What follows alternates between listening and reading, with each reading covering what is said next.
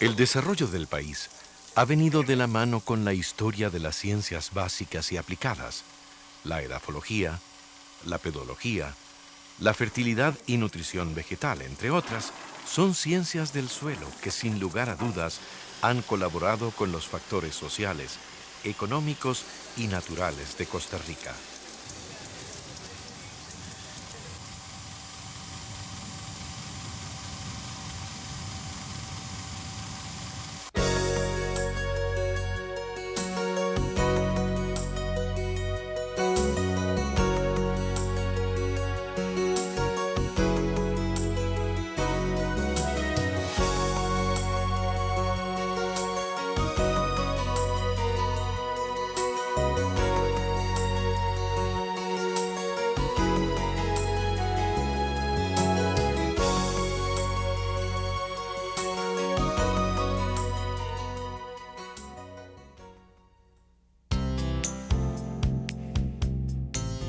La ciencia del suelo en Costa Rica ha sido afortunada al contar, desde un inicio, con especialistas en varias de sus disciplinas. En el ámbito de la física de suelos, los aportes de distinguidos visitantes que trabajaron en el IICA en Turrialba y en la Universidad Nacional, como S.A. Gavante, Warren Forsythe y W.G. Varson, son de valor incalculable. El tema de la química de los suelos fue abordado por H.W. Fassbender y luego ampliado con la colaboración de Elemer Bornemisa y Briceño. En cuanto a la microbiología de los suelos, los doctores Carlos Ramírez y Fabio Blanco, con el complemento de las investigaciones del doctor Jorge Briceño, profundizan en el campo de la bioquímica y microbiología del suelo. El tema de la clasificación y génesis de los suelos es estudiado principalmente por Alfredo Alvarado en 1985, A. Vázquez en 1989 y en la actualidad por Rafael Mata.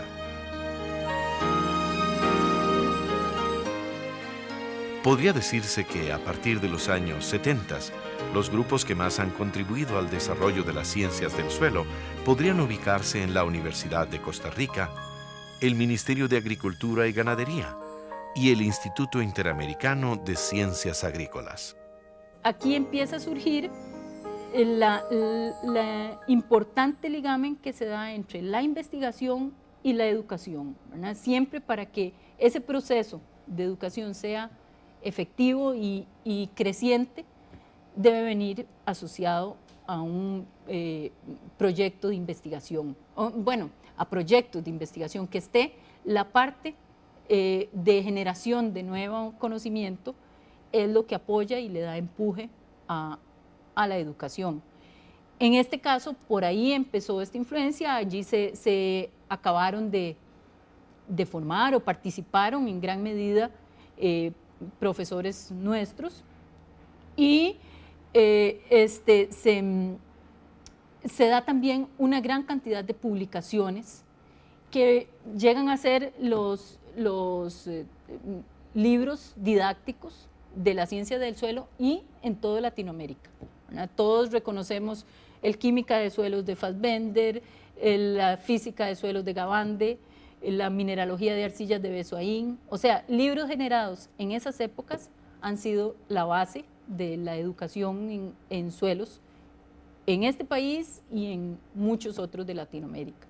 Como resultado del importante desarrollo de la ciencia del suelo, no solamente se logró identificar con un buen grado de detalle la mayor parte de los suelos del país, sino que además se adelantó en forma prudente en su manejo para satisfacer las demandas de productos agrícolas que sustentaron y sustentan la economía nacional. Como parte del quehacer integrado, los especialistas en suelos han colaborado en los últimos años con otros grupos de científicos tales como geólogos, geógrafos y antropólogos, con lo que el conocimiento de las bases generales del funcionamiento del suelo ha sido tratado con más profundidad. Hoy en día se discute con propiedad sobre los factores edáficos que afectan la distribución de nemátodos, de suelos supresivos de ciertas enfermedades, de plantas utilizadas para fitorremediación, de la estrecha relación entre paisajes y tipos de rocas y los suelos dominantes en el país, de la microbiología bioquímica del suelo y hasta de la influencia de la calidad de los suelos en el desarrollo y posible asentamiento de nuestros antepasados en las diferentes regiones geográficas.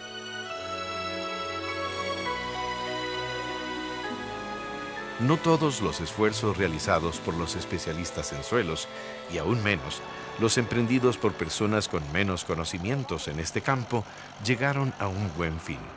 Un caso especial por su magnitud es el de la deforestación para cultivar pastos. Este fue un proceso degradativo y altamente erosivo que obedeció a intereses particulares muy específicos y que nunca estuvo ligado a la clasificación de suelos según su uso potencial.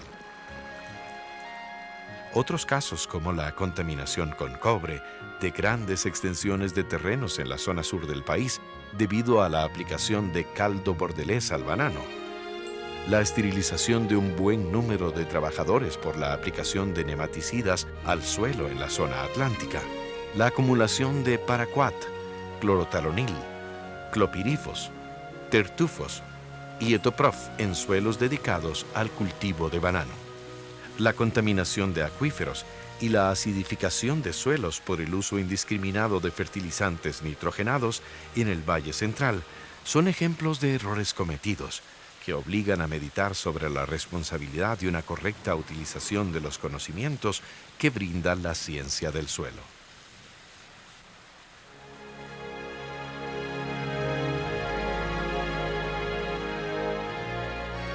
En efecto, como resultado de la Revolución Verde, el cuidado de la nutrición de los cultivos y las transformaciones de los fertilizantes en el suelo juegan un papel preponderante en la ciencia del suelo en Costa Rica. Otros autores nos sugieren con datos fehacientes que los principales problemas edáficos en Centroamérica son de origen físico. Entre estos problemas están la poca profundidad defectiva, relieves empinados, suelos arenosos o muy pesados, sequías e inundaciones, suelos mal drenados y suelos compactados, entre otros. Durante los últimos años, no solamente se han mejorado la cantidad y la calidad de los estudios de suelos, sino que además se ha mejorado la transferencia de esta información entre los profesionales. No obstante, la necesidad de producir material divulgativo para los pequeños agricultores sigue siendo actual.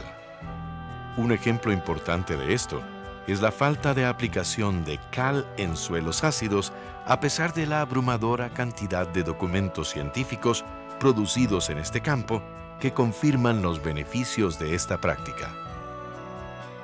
Otro ejemplo es la necesidad de introducir el concepto de abonos orgánicos en la agricultura convencional.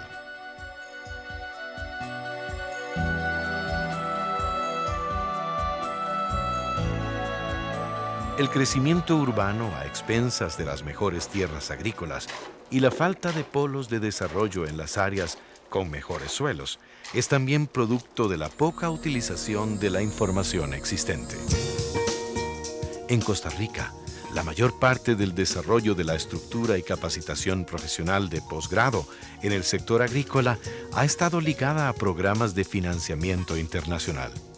Desafortunadamente, ese tipo de financiamiento es cada día más escaso y las políticas de reestructuración del Estado han obligado al sector agrícola nacional a reducir a un mínimo el componente de investigación.